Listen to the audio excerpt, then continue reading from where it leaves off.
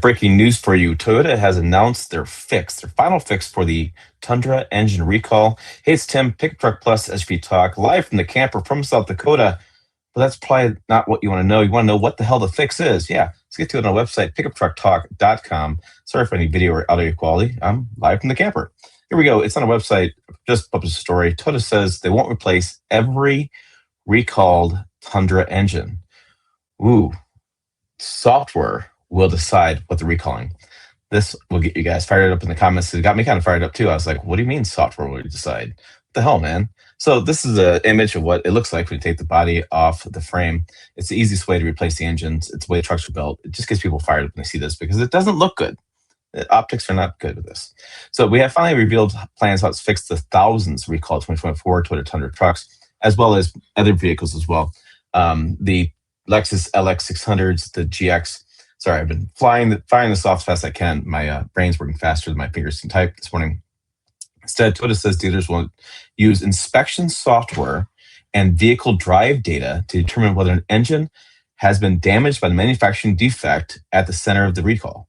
That was the debris that gets into the engine that grenades it. You may have seen a video a couple days ago by Dave's Auto Center. He showed a engine that he had gotten that was just choked with debris, and it led to the engine being grenaded. Now, the software can't verify the engine is free from abnormal wear. Toyota will replace the engine at no cost to customers. So the software is going to determine whether that bearing got grenaded, whether there's debris in the engine, and it'll use the drive data to determine whether you get a new engine or not.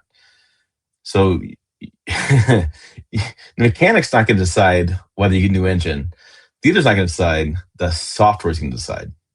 So this is the first detailed repair procedure since Toyota expanded its recall earlier this year. So here we go. According to Toyota, Tundra engines may contain that machine debris, that swarf we've been talking about for the last 2 years now, I think, during the manufacturing process. Debris can damage the engine, main bearings.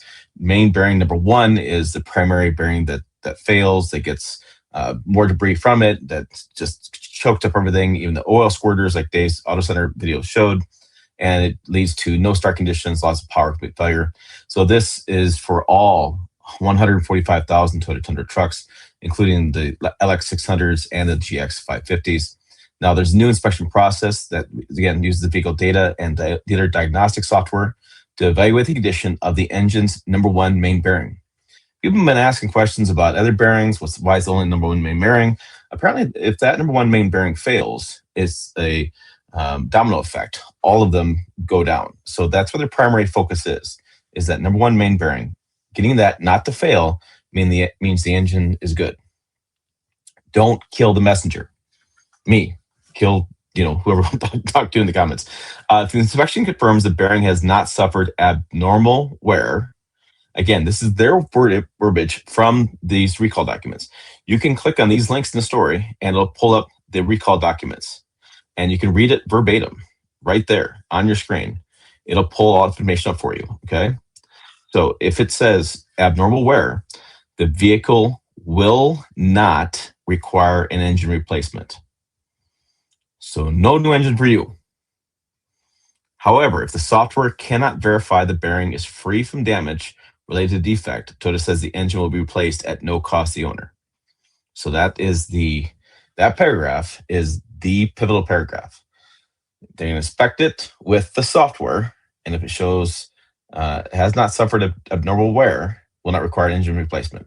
If the software cannot verify the bearing is free from damage, that number one main bearing, then it's going to be replaced, no cost to the owner. Now, what's that software going to do? What's going to verify? That's all like proprietary only information from Toyota. That's the information you're going to put there. That's not going to, they're not going to release it out to you guys. They're going to be sued in court over this by a lot of people, class action lawsuits. So if obviously it's proprietary information, they're not going to share because it's their software. They don't want to share that stuff. Rather than automatically replacing every engine in a recall population, Toyota is now relying on the software analysis and vehicle operating data to determine which engines need a new one, or which trucks need a new engine, and which can remain in service. The decision marks a significant shift. This is a significant shift from Toyota's early response to the Tundra engine issue. Now, in that situation, they were replacing engines immediately. Every recall got a new engine. Now they're shifting away from that, saying, no, we don't need to, because remember, the prior story, which I'll reference here in just a minute, it was after July of 2024 they started using this more robust number one ring bearing. They made changes to the cam housing clearances. They made changes to manufacturing as far as the debris. And so they feel strongly with those changes they've made that they don't need to make further changes with the truck as far as changing the engines out. They feel like the replacement engines are good. They feel like 2025s, 2026s that may fail are not related to this recall issue. They feel like they fixed this issue. Now, are you going to get a Toyota engineer on my channel saying, yes, Tim, we fixed this issue? Oh, hell no, because they're always going to monitor this issue. They're always going to see if there's new things coming out. Engineers are always going to look for things out there to make sure that they can verify and they can verify. It's how they work. Trust me, I've interviewed these guys for years. So we know they're not getting all new engines. We know it's going to be questions. So this raises the obvious question for among owners. For you guys, can software accurately determine whether an engine has already been damaged by manufacturing debris? That's going to be a really interesting question. And given the intense scrutiny surrounding the Tundra engine failures over the past 2 years, expect that question to become a major topic of discussion in the comments of this video, in your favorite forums, in your favorite Facebook groups, in your favorite bar, at your dinner table. It's going to be a very interesting conversation. And remember, GM's doing this as well. They're using software. Ford's using software. Everybody's using software these days to determine failures and determine whether they need to replace stuff. So owners begin receiving letters July 6th.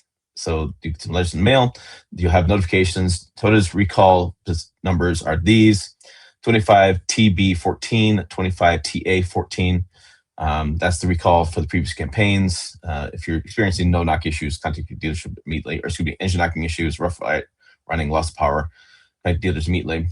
Another point of emphasis on this is always gets asked: know the hybrid motors, the hybrid vehicles, the Sequoia, for example, are not included in this campaign. They haven't been from the start, and they are still not included in the recall. Toyota says those engines still have motive power. They can still move forward, not being recalled. I would anticipate, though, that I would hope that you could have the software applied to that Sequoia, to that hybrid Tundra, and it would determine whether your main bearing number one is failed or if you have debris in your engine. It seemed like that'd be a likely thing they'd be able to do, but it is not part of the recall at all. What happens next? This is the big question. So the big question is, on the one hand, you have replacing an engine would be expensive, time-consuming, and potentially unnecessary if many engines never develop bearing damage. On the other hand, many Tundra owners have already watched Toyota replace tens of thousands of engines because of debris-related failures. Asking owners to trust a software inspection instead of a guaranteed engine replacement may prove to be a tougher sell. I think that is a really interesting statement. I wrote that out and I was like, man, that's how I see it. Either way, Toyota has finally moved beyond remedy not available and given owners a path forward. So now we're past the remedy not available stage, which was my beef with it. Like, give us a fix. What's the issue? So now you argue with the fix. To me, the bottom line is this: are owners be comfortable letting software decide the engine is healthy enough to stay in the hood? And then will this replace people's faith in Toyota? Are we moving past this? Now remember, this is not new for Toyota. Toyota's gone through different issues in the past. We had the Toyota frame recall for the Tacoma. We had unintended consideration for some of the cars. So they're a major automaker. And things come up in the past, they move forward from this. I think they'll recover from this as they've had years past. But now we have a remedy is available. This is what they're doing. Software determines if the engine's failed or not. They've remedied the debris issue in the factory to a certain extent. There always will be debris and swarf created in factories and manufacturing. Dave's Auto Center, for example. Dave has a machine in the shop, according to Auto News, that removes swarf, as he's one of the prominent engine rebuilders in the country. So he knows this is something that happens. So he's not oblivious to that either.